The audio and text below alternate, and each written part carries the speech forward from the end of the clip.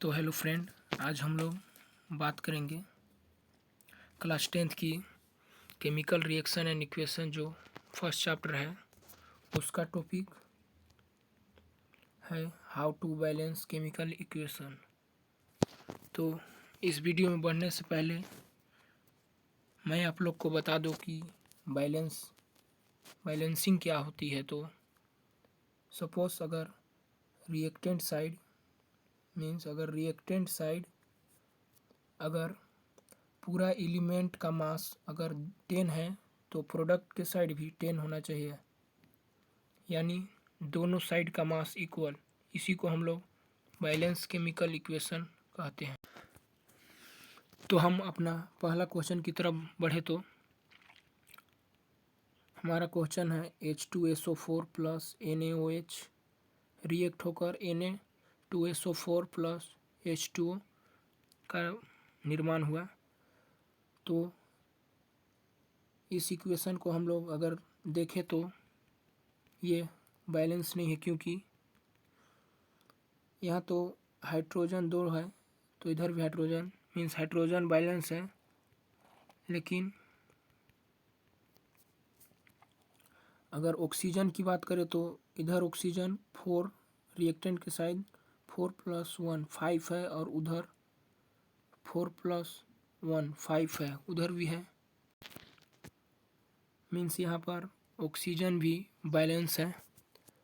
तो बात करें सोडियम की तो सोडियम इधर रिएक्टेंट साइड 1 है और प्रोडक्ट की साइड 2 है। तो इसी को हम लोग आज बैलेंस करेंगे, यानी सब एलिमेंट को अगर हाइड्रोजन इधर 5 है तो उधर भी 5 होगा, अगर सल्फर 10 है तो उधर भी सल्फर 10 होगा, यानी सब को हम लोग आज बैलेंस करेंगे। सिंपली जो क्वेश्चन दिया हुआ है उससे हम लोग लिख दिए और सब सब्सटेंस के आगे हम लोग ABCD पुट कर दिए। जैसे H2SO4 के आगे A हम लोग पुट किए, NaOH के आगे हम लोग B पुट किए, Na2SO4 के आगे हम लोग C पुट किए और H2O के आगे हम लोग D पुट किए। तो फ्रेंड फाइनली हम लोग इतना करने के बाद फिर हम लोग को एक एक एलिमेंट को उठाकर सोल्व करना है। तो सबसे पहले हम लोग हाइड्रोजन को लिए तो अगर रिएक्टेंट साइड अगर हम लोग देखें तो रिएक्टेंट साइड हाइड्रोजन यहाँ पे 2 और यहाँ पे 1 3 है।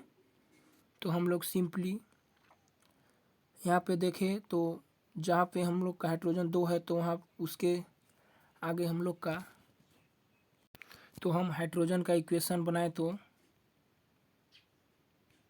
हमारा 2A + B, यानी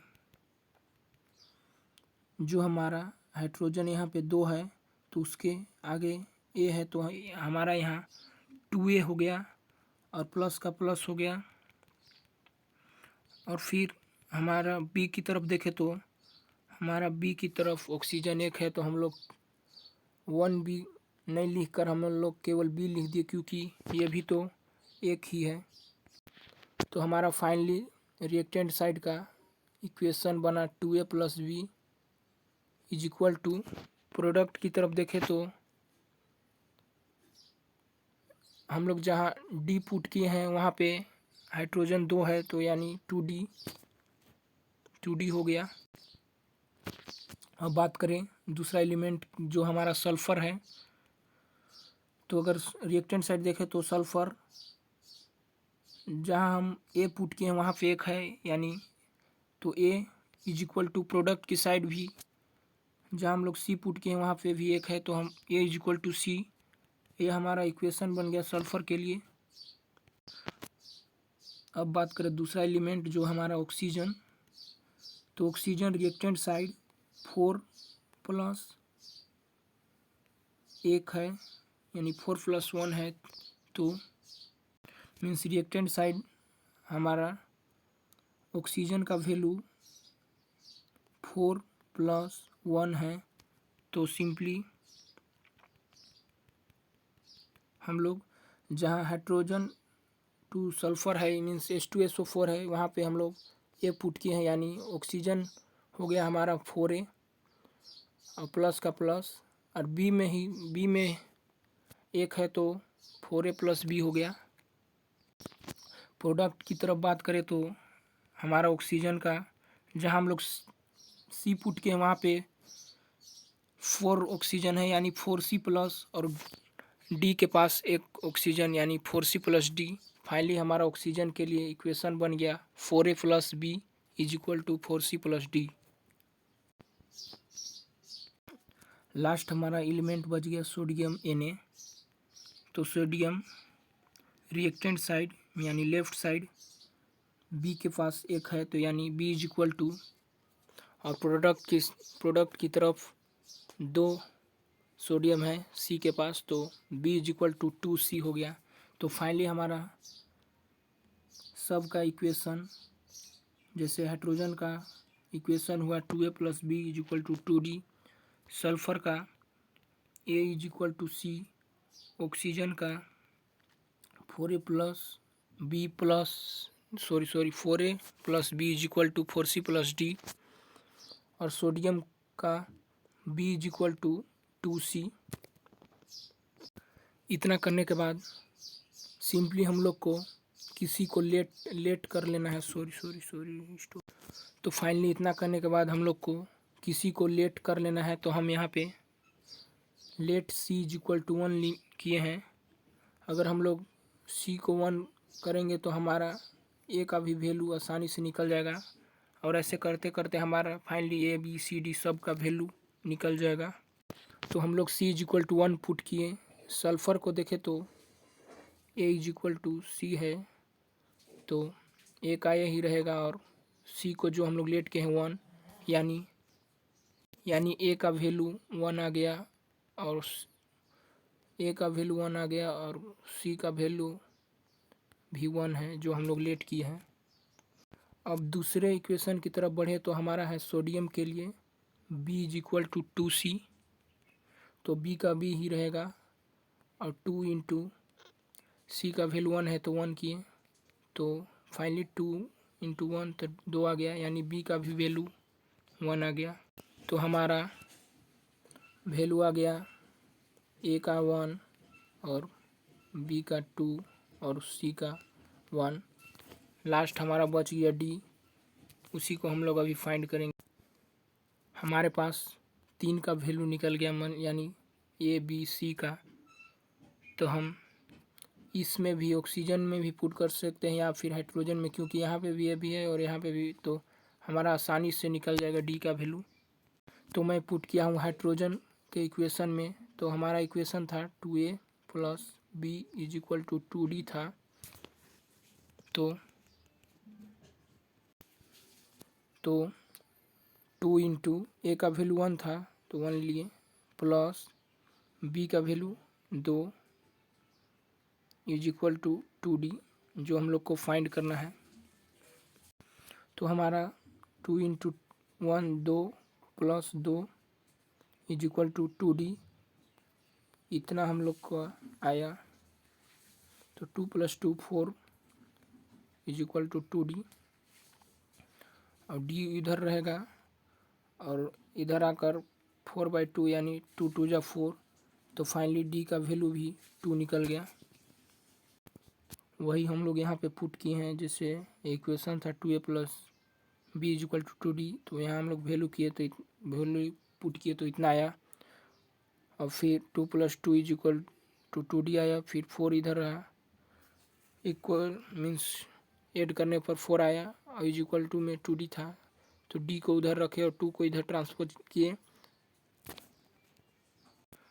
तो उधर D के साथ 2 मल्टीप्लाई हो रहा था तो इधर आकर डिवाइड हुआ, यानी 4/2 हुआ।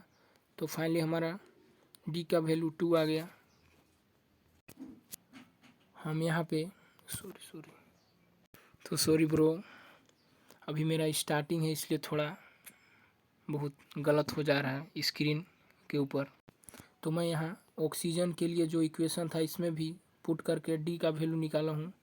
तो यहाँ पे 4a तो यानी 4 × 1 जो ए का वैल्यू था प्लस बी का 2 था इज इक्वल टू 4c, तो 4 × 1 जो सी का वैल्यू 1 था प्लस डी, तो फाइनली हमारा 4 × 1 4 plus 2 is equal to 4 plus D, 4 और 2 6 हुआ, और उधर 4 है तो इधर आकर -4 हो जाएगा और उधर डी रह जाएगा, तो 6 - 4 हो जाएगा हमारा 2, 2 इज इक्वल टू डी, यानी यहाँ पर भी डी का वैल्यू 2 आ गया। इसको हम लोग कंफर्म कर रहे थे कि इस इक्वेशन में डी का वैल्यू तो अलग नहीं आ रहा है, तो यहाँ पे हमारा किसी भी इक्वेशन में अगर पुट करते तो हमारा डी का वैल्यू 2 ही आता। तो फाइनली हमारा A is equal to 1, B is equal to 2, C is equal to 1, D is equal to 2। Simply हम ए बी सी डी का वैल्यू पुट करेंगे इस इक्वेशन में, तो हमारा इक्वेशन था ऐसा, तो हम लोग इसके सामने 1, जहाँ पे ए था यहाँ पे ए था तो यहाँ पे 1 हम लोग पुट किए, और यहाँ पे बी था तो हम लोग बी का वैल्यू 2 है तो 2 पुट किए, यहाँ पे सी था तो सी का वैल्यू 1 पुट किए, यहाँ पे डी था तो डी इज इक्वल टू हम लोग 2 पुट किए। तो फाइनली हमारा इक्वेशन बना H2SO4 plus 2NaOH is equal to, यानी रिएक्ट होकर Na2SO4 प्लस 2H2O, क्योंकि जो हम लोग का वैल्यू निकला ए बी सी डी ए के लिए जो हमारा 1 निकला तो इस इक्वेशन में मल्टीप्लाई हुआ, यहाँ पे बी का वैल्यू 2 आया तो 2 × NaOH हुआ, और सी इज इक्वल टू 1 आया तो सी × Na2SO4 आया, वैसे ही डी के लिए 2 × H2O हुआ। तो हमारा मल्टीप्लाई होने के बाद इक्वेशन आया, फाइनली हमारा इक्वेशन बना ये, जो हमारा है hydrogen sulphate plus sodium hydroxide react होकर सोडियम सल्फेट प्लस H2O यानी वाटर का फॉर्म हुआ। अब हम लोग इस इक्वेशन को चेक करते हैं कि यह सही से बैलेंस हुआ है कि नहीं। तो हम लोग यहाँ पे टेबल बना लिए, फर्स्ट है एलिमेंट, फिर रिएक्टेंट साइड, फिर प्रोडक्ट की साइड। हमारा एलिमेंट था हाइड्रोजन, सल्फर, ऑक्सीजन, सोडियम।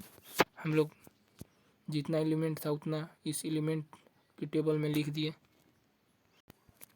अब हम लोग रिएक्टेंट्स की साइड देखें तो हाइड्रोजन के लिए तो हमारा हाइड्रोजन है यहाँ पे H2, यहाँ पे 2 और यहाँ पे भी 2, यानी 2 + 2 यानी 4, तो हमारा हाइड्रोजन 4 हुआ। प्रोडक्ट साइड बात करें तो यहाँ पे हाइड्रोजन भी 4 है, क्योंकि H2 × 2 यानी 2 × 2 4 हो रहा है, तो इधर भी हाइड्रोजन 4, यानी हाइड्रोजन का बैलेंस हो गया। रिएक्टेंट साइड भी 4 हुआ और प्रोडक्ट के साइड भी 4 हुआ, तो हमारा इक्वल हो गया, तो हाइड्रोजन हमारा बैलेंस हो गया। अब बढ़ते हैं दूसरे एलिमेंट की तरफ, तो हमारा है सल्फ़र। तो रिएक्टेंट साइड सल्फ़र हमारा यहाँ पे है जो केवल एक ही है तो 1 हुआ, और प्रोडक्ट के साइड भी हमारा सल्फ़र यहाँ पे एक ही है तो 1 हुआ, यानी हमारा सल्फ़र का वैल्यू हुआ रिएक्टेंट साइड 1 और प्रोडक्ट साइड भी 1, यानी फाइनली हमारा reactant is equal to product हो गया। तो हमारा सल्फ़र भी बैलेंस हो गया, क्योंकि रिएक्टेंट साइड भी 1 है और प्रोडक्ट की साइड भी 1 है। अब बढ़ते हम लोग दूसरी एलिमेंट की तरफ, तो हमारा है ऑक्सीजन। अगर रिएक्टेंट साइड देखें ऑक्सीजन की तो यहाँ पे 4 प्लस यहाँ पे है ऑक्सीजन, तो उसके सामने 2 है, यानी 4 + 2 यानी 6।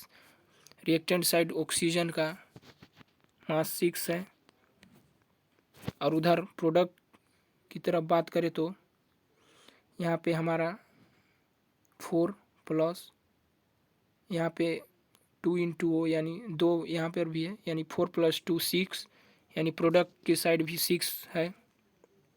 तो फाइनली हमारा ऑक्सीजन भी बैलेंस हो गया, क्योंकि रिएक्टेंट साइड भी 6 है और प्रोडक्ट की तरफ भी 6, यानी इसका मास इक्वल हो गया। तो ये हमारा ऑक्सीजन भी बैलेंस हो गया। और लास्ट हमारा एलिमेंट बच गया जो है सोडियम यानी Na। तो रिएक्टेंट तरफ देखें तो सोडियम यहाँ पे 2Na यानी 2 है, तो रिएक्टेंट साइड सोडियम 2। और बात करें प्रोडक्ट साइड की तो प्रोडक्ट साइड भी Na2 यानी यहाँ पर भी प्रोडक्ट साइड भी 2 सोडियम है, यानी हमारा रिएक्टेंट साइड भी 2 और प्रोडक्ट साइड भी 2, यानी सोडियम 2 = 2 हो रहा है। यानी हमारा रिएक्टेंट साइड भी सोडियम का मास 2 है और प्रोडक्ट साइड भी 2, यानी ये भी बैलेंस हो गया। तो फाइनली हमारा सब एलिमेंट बैलेंस हो गया। अब इसको हम लोग टोटल करें रिएक्टेंट को तो 4 + 1 5 6 12 नो से सॉरी 11 + 12 सॉरी हमारा हुआ हाइड्रोजन 4 रिएक्टेंट साइड, सल्फर 1 यानी 4 + 1 5, ऑक्सीजन 6 तो 11 और सोडियम 2 यानी 11 + 2 = 13, यानी हमारा रिएक्टेंट साइड पूरा एलिमेंट का मास आया 13। और प्रोडक्ट की तरफ बात करें तो हाइड्रोजन प्रोडक्ट की साइड 4 और सल्फर 1 यानी 4 + 1 5 और ऑक्सीजन 6। तो हमारा प्रोडक्ट साइड भी 4 + 1 5 5 + 6 11 + 2 13, यानी रिएक्टेंट साइड भी पूरा एलिमेंट का मास 13 और प्रोडक्ट साइड भी 13। तो हमारा फाइनली इक्वल हो गया। तो हमारा ये इक्वेशन बैलेंस हो गया। आप इस ट्रिक की मदद से किसी भी केमिकल इक्वेशन को बहुत ही इजी वे में बैलेंस कर सकते हैं। मेथड तो लंबा है लेकिन एक बार में ही सॉल्व हो जाता है, इसमें कोई गलत होने का ही चांस ही नहीं है। अगर आपको बैलेंसिंग वाला वीडियो अगर अच्छा लगा हो तो कृपया लाइक, शेयर, कमेंट, सब्सक्राइब ज़रूर करें। आज के लिए इतना ही, मिलती हैं हम लोग अगली वीडियो में। Thanks, have a nice day.